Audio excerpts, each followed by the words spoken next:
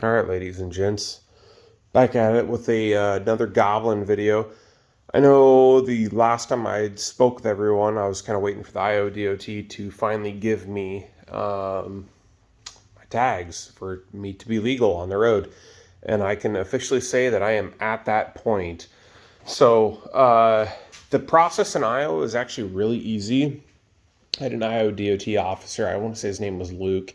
He came here to my garage, actually. Didn't have to take it anywhere. He reviewed all my paperwork, looked over everything, and gave me a new VIN number. And that VIN number then I took to the Iowa DMV, got it registered, and got myself some plates. Since then, you can see that I have done a little modification. I added the side panels with some just graffiti sticker bomb type stuff, and then the hood, I just ended up going the carbon fiber route, which you can see there. I did all of it myself. I had my dad help me a little bit with the hood, and I'll be honest, man, that hood is a real pain in the butt. I messed up a couple spots, like I cut it too short here, and I kind of like patched it in. And then same goes for the bottom. I had to like patch it in. I don't know if you can see that or not, but the grain of the carbon fiber doesn't all align the same way. So also miss a spot here, which it is what it is. I mean, there's nothing I can do about it now. I will probably eventually end up rewrapping the hood, but this is how it's sitting currently. So I've kind of been struggling with this exhaust. This has kind of been a pain in the butt. Second time I have now tried refinishing it and it's already peeling again. So I plan on taking it to one of the sandblasting guys here locally and have him clean that up. And I'll try again. I don't know. I'm using the Flame Proof by VHT, and I don't know if it's just the way I'm cleaning it or what, but I'm really struggling to get that to really stick. I've sanded it down. I've tried a couple different options now with no success. So anyways, I also ended up going and getting HP tuners, which you can see the MPVI3, they're plugged in, and I also got one of the analog plugins, so that way I can monitor AFR coming off of the exhaust there. So my AFR is set at 14.7. That's what the commanded fuel air ratio is. I'm counting everything down in lambda. I'm trying to tune in lambda, which isn't bad. You know, anything under 1 is rich, anything over 1 is lean. I ended up getting everything set up, and I think I finally got all the graphs and stuff done. Currently working on tuning the MAF. I have a standard tune file from one of the guys off of the forums. He was really awesome.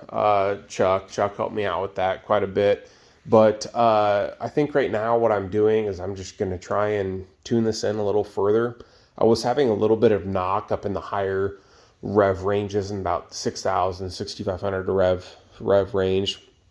I did change the rev range on this to 7,200, removed COT, disabled COT, disabled fuel trim, cut off, and I'm running strictly off MAF over 2,000. I need to get my VE tables a little fixed up. But as you can see here, I have everything set up. I don't know if the camera is going to allow me to show this, but I have the wideband AEM and the EQ commanded both in lambda. So which should be 1. The goal is to, right now where I'm at, is I'm turning off anything that would change my fuel trims based off of O2 sensors or the VE table. So I'm just trying to run it off the MAF right now just to get this MAF tuned in.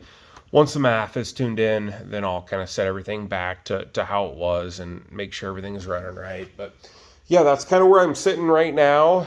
Uh, it's been a great project. It's been a really fun time. I haven't really got a whole lot done other than trying to drive it and get this thing tuned in. I have added the speaker as well as the dash part there where I can park the cell phone.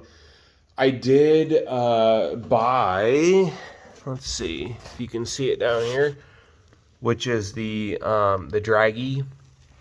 I bought the Draggy, and I was trying to park my phone up here, and I really wasn't having much success because it was just vibrating so much. I've tried a mirror dash or mirror camera portion, which everything was so shaky. I've tried numerous different mounting options, and I can't seem to get a good quality video without the whole thing shaken, which I think has a lot to do with the engine and transmission mounts. Since they're solid mounts, there's really no give. This whole thing vibrates quite a bit when you're going down the road. So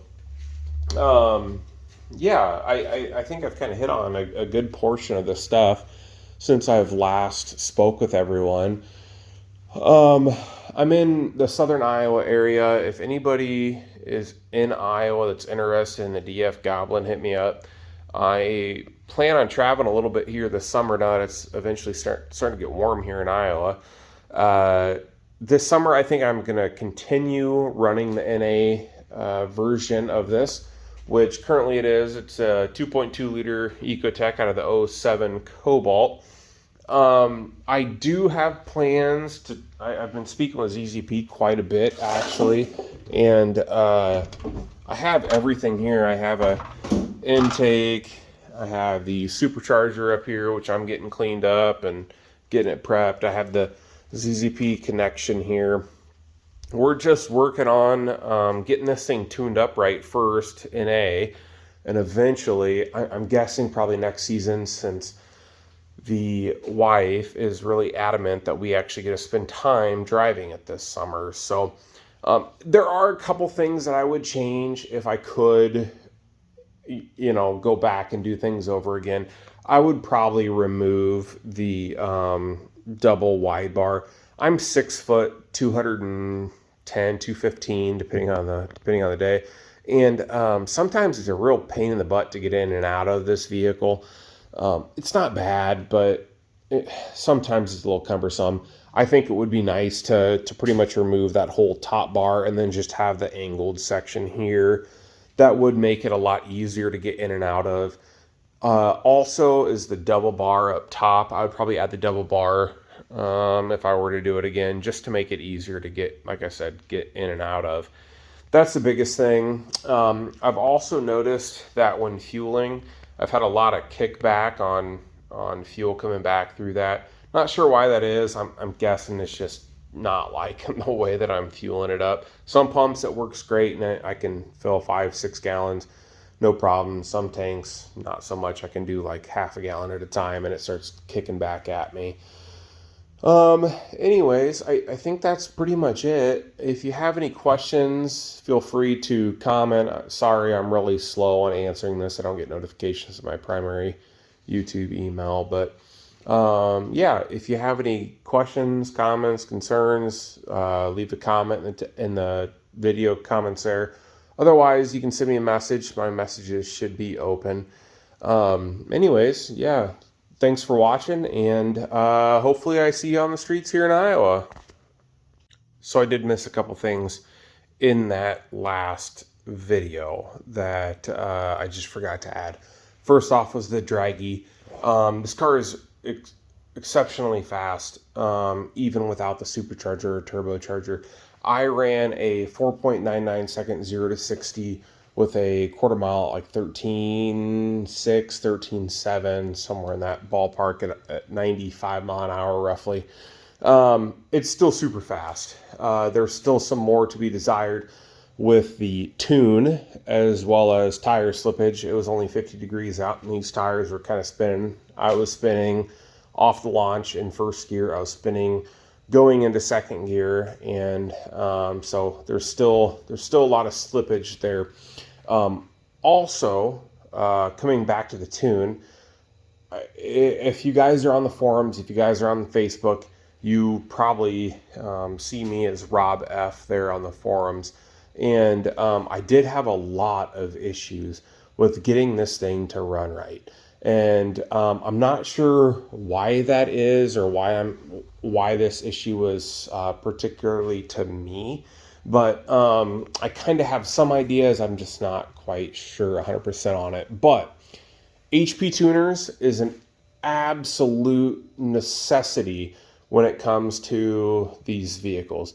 If you're not willing to get HP tuners and you're not willing to kind of look at what the computer is seeing, then you're going to fight with this. And if you get it, there is one thing that I will tell you.